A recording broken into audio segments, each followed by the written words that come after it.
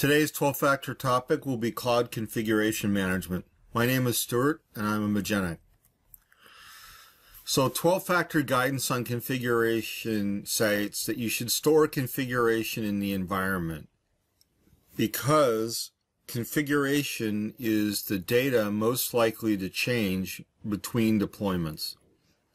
And so the litmus test that we can apply is whether or not we could deploy the same code to environment after environment without making any code changes at all. Typically, configuration per environment refers to the location of external resources. See the port binding article on 12factor.net for more details.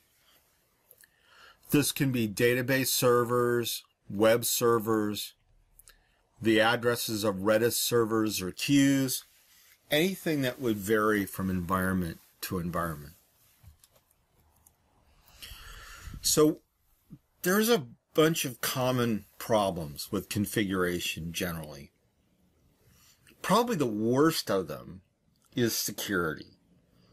And OWASP has recognized this as one of the top 10 configuration problems called security misconfiguration. And there's two areas here. One is the obvious one of pushing the wrong configuration to the wrong environment. And in so doing, having the software system not function correctly. This could be horribly destructive, for example, in a non-production environment that accidentally connects to a production database. But the second vulnerability is configuration that's vulnerable to tampering. And so when we solve this problem, we want to do it in a way that's as hardened as possible. The second problem is the practice of doing a build per environment. This is absolutely a terrible idea because it means that the code that QA signed off on is not the exact same code that was signed off by the users in UAT or that flows to production. This creates an impedance between what was tested and approved and what makes it into production. In a perfect universe, we want the code to be identical and only the configuration, which is external to our code, to change. I'll point out that builds per environment are typically a symptom of semantics, default semantics, foisted on developers by the language platform. Java and .NET and other languages encourage configuration in files. For .NET, for example, web config or app config are absolutely famous for being the places where we put connection strings and other things that vary by environment. And this is dreadful. Firstly, because we're putting secrets into source control. And secondly, because it means that you have to have files that vary by runtime, and that typically those files are swept into the build process as well.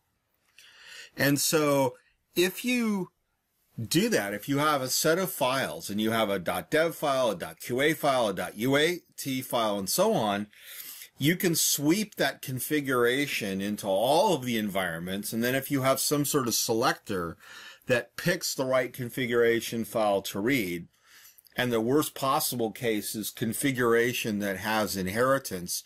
And so you have layered configuration where this value for this key is replaced in a layer-like fashion, right? Where we read multiple configuration sources and we arrive at a net configuration for the environment.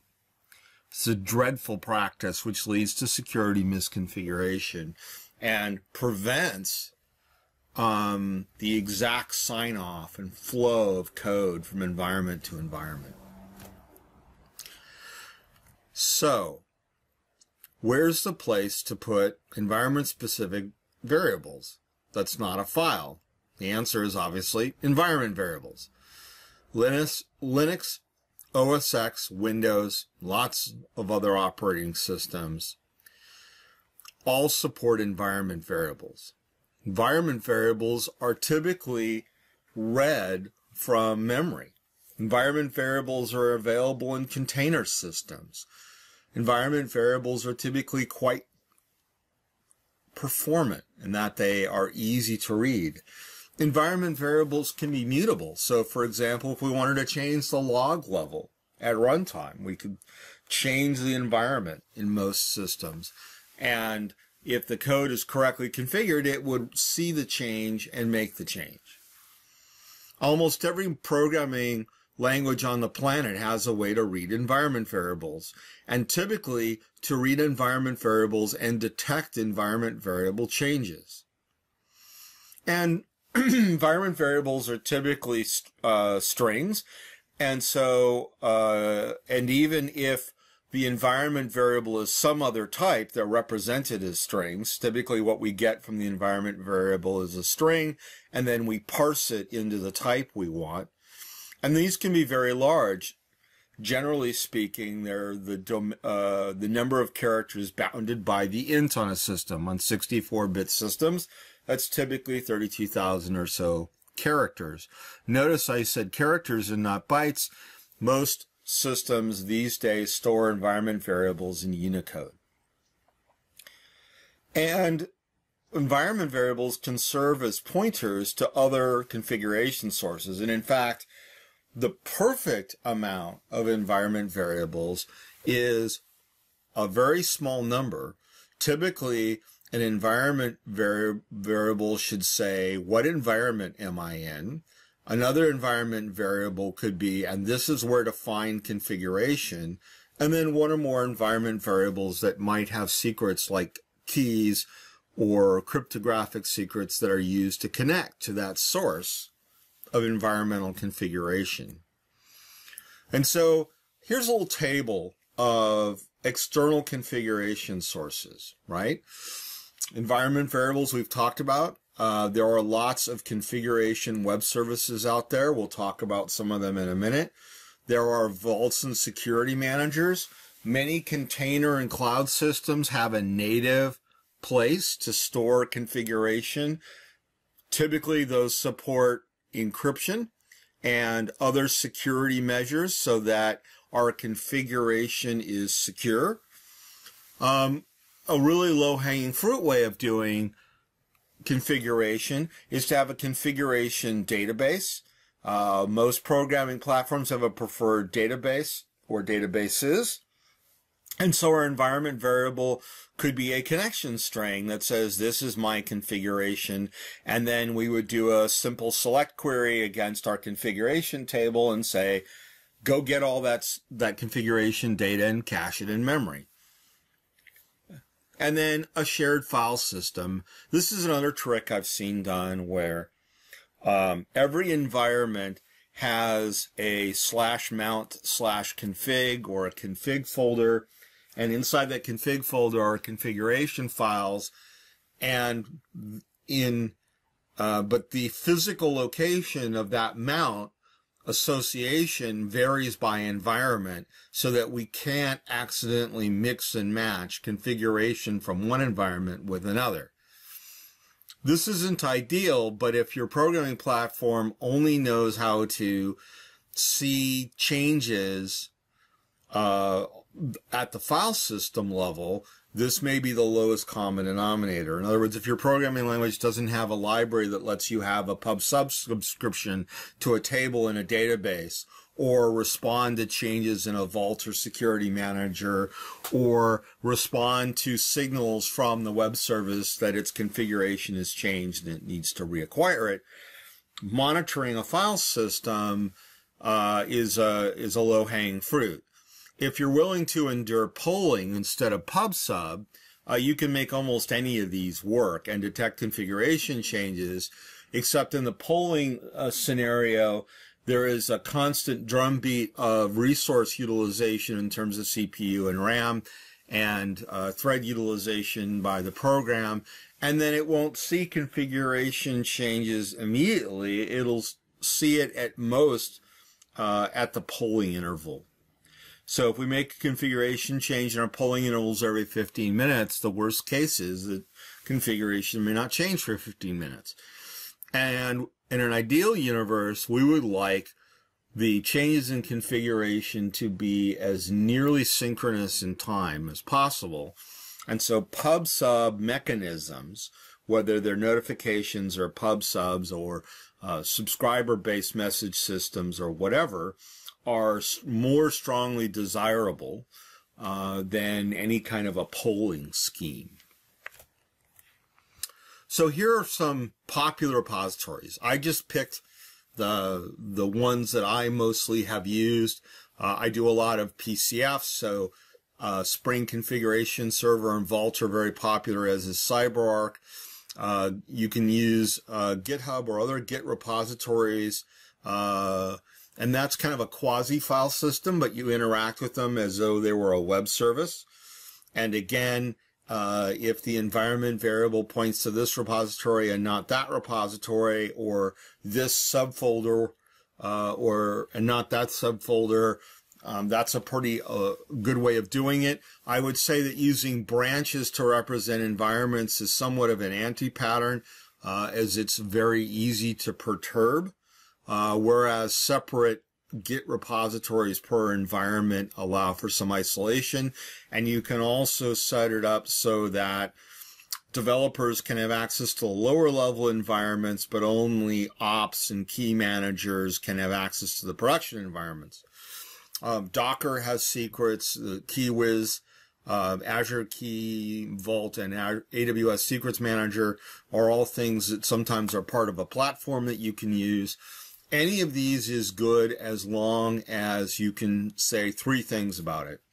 First is we want to not split where our configuration lives. I've seen implementations where some of the key value pairs are in Spring Configuration Servers and others in HashiCorp Vault, and our code on startup has to make 2 calls to go get its data. And there's always some semantic hair splitting about what keys belong in what repository. If you have access to a secure storage like HashiCorp Vault or CyberArk, or one of the key secrets managers, just put everything in there. The overhead of having settings that aren't necessarily cryptographic secrets or confidential or whatever is incredibly low. Most applications have in the realm of 10 to 20 key value pairs. Complicated applications have more than that, although if you go north of 50 different name value pairs in your configuration, you have to ask if you've accidentally made a monolith, and that may or may not be a good thing. I'll point out that feature flag systems are sometimes implemented as environmental configurations, but that having one name value pair per feature flag is something of an anti-pattern. Instead, having a hash or a enumerable collection or flags field or something for feature flags is generally a better practice. And so you'd have a key of feature flags, and that key would be a collection, an array, a hash, whatever, of all the feature flags and whether they're enabled or disabled. So the perfect deployment, right, is that we spin up a host, and from our configuration source, the deployment engine finds those key value pair secrets that are required to find the configuration store and injects those and maybe a few others into the environment as environment variables on the host. And then the deployment engine would then go into the Artifactory and deploy the code as the application. The deployment engine would tell the application to start or tell the host to start the application. And then when the application starts, it would read the injected environment variables and know where to go get other configuration, if there is some, and then it would go and call the configuration store and read the environment variables, and in a perfect universe, again, set up a notification chain or a pub sub or whatever so that the application is effectively listening for configuration changes. And then the rest of the app startup runs, and the app is up and running, properly configured for the environment. Notice that from the code artifactory, we can take the same code over and over and over again to different hosts on different environments without changing a single bit of the code. And that is a desired outcome of a properly 12-factored system. So there are some impedance areas between DevSecOps participants, right? So we have the developers, we have QA, we have security, we have operations, we have networking, we have all these stakeholders in our application systems. And we have to deal with the fact that the only constant is change, right? As the requirements change, as we ship new versions of our software, especially if we're on a good Kanban or Agile path, we're shipping small changes frequently. We're going to, as we ship changes to the business functionality, we're going to be shipping changes to the configuration too. And so there are some just really basic rules that teams need to read and heed about managing key value pairs. And the first is that all changes should be evergreen. So let's just say, for example, that we have a key, and that key maps to a feature flag hash map. And that could be expressed as just a delimited string or, you know, a series of numeric characters that represent a binary mask or whatever. What evergreen means is that the new values that we induce or the old values that we deprecate should be both forward and backward compatible. In other words, the system shouldn't break if we add or remove new feature flags. And for deprecated feature flags, we should almost always use a placeholder. But if we give the old version of the code the same configuration, it should still work. That's what evergreen means. Never reuse a key for a different semantic purpose. So if I have a key called feature flags, and let's say, for example, it's a pipe delimited set of features, and the assumption is if the feature is in the list, it's enabled, and if it's not in the list, it's not, I should not change the feature flag's key to be a hash table instead, or a piece of JSON, or whatever. In other words, I shouldn't change the semantics of either the meaning of the key or the implementation of the value. So feature flag needs to mean feature flag forever. And if we implement a new feature flag system where we go, for example, from a bitmap to a JSON datagram, then I should change the name of the configuration key too. And I should ensure that the old key stays around so that the older versions of the software continue to work, and add a brand new named key because the semantics of the value has changed. Writing code that goes, hey, what is this thing? I'm going to do A versus B in code is the road to hell in terms of configuration. It's much simpler to make it feature flag version 2 as the key and read feature flag version 2's value and parse it as expected. Deprecated keys should either be removed or their values emptied. And any system that needs configuration should have a sane default if the value is empty. In other words, the app should work whether or not the key is there, and whether or not the value is empty. Now, that's a general guideline. There are some big-time exceptions for this. And that is, anything that connects to an external resource that you expect to still be in use should throw an exception if it's expecting to get the connection string to the SQL Server database and it doesn't get it.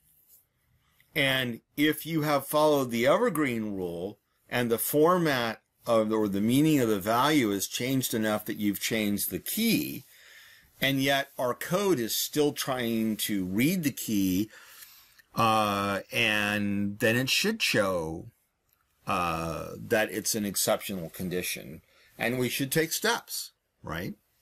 And that makes these configuration changes a lot easier to test, because if we remove deprecated keys from the configuration entirely, in other words, they never get served to the application, but somewhere deep in the application in some library, I still want that configuration item, I should throw, and I should throw hard.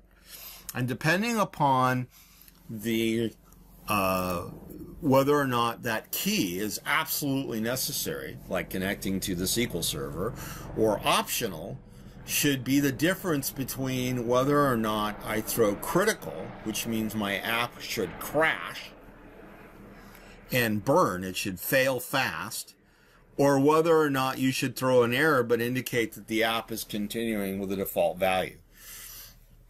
Default values have their pitfalls, and many people in the security community advocate that we never use default values, that in fact, if there is no explicit value for a configuration item, and that empty should never be an okay value, that we should throw, because a default value could lead to insecure behavior. So you should think about that. Also, when you're naming keys, you should prefer prefixes over postfixes to group keys together. Not only just because they sort alphabetically, but prefixes are much more obvious than postfixes. If we're looking at a list of key names, postfixes may not be obvious, where prefixes will be. And you should develop some really simple tooling, right? If I go and I have a little pre-deployment test, and the pre-deployment test goes and pulls the configuration into memory, and then diffs the old configuration versus the new configuration and detects missing or empty values, I can actually stop the deployment, right? If I go to do a deployment and I have a key that, for example, maps to the SQL Server connection string, and I don't have it at deployment time, my deployment should fail, right? So we should put into our deployment pipelines the ability to detect missing keys. And depending on the semantics of how the values are named, you may be able to add additional rules about what the values represent. And those are pre-deployment acceptance tests, and you should strongly consider implementing some. And then it's a good idea to not be so locked down that developers can't read, write, and modify permissions and values in the lower environments, right? We want developers to get into the habit of adding new keys and preserving semantic of values, the semantics of values. So if we block them from adding or deleting keys, we're encouraging them to break the evergreen rule by having them, in the sake of expediency, reuse or extend in a semantically inappropriate way the key values that they have. And so for security reasons, typically we divide our key storage into two big chunks: non-production and production. And production generally includes pre-production, whether that's staging, UAT, whatever you want to call it. And developers have rights in the lower environment, the non-production environment, and only security or secure ops has permissions in the upper environment. And if we have pre-deployment testing, then we'll catch what our potential configuration problems are. And we have separation of duties so that the production secrets are never available to developers. It goes without saying, of course, if you watched my last video on logging, that you should never dump the raw values of configuration to logs. Now, you may want to implement a custom log dumper that dumps configuration but sanitizes elements of the configuration. For example, you could dump a connection string and preserve the server name and database name, but mask off the credentials used to connect to the database, and so on. And so there are many good libraries for lots of upper-level languages that help you deal with configuration, and by adding attributes to your configuration classes and by providing your own two-string equivalent, you make your configuration safely loggable, and your QA can test that, can test conformance to your security best practices in the configuration and logging area.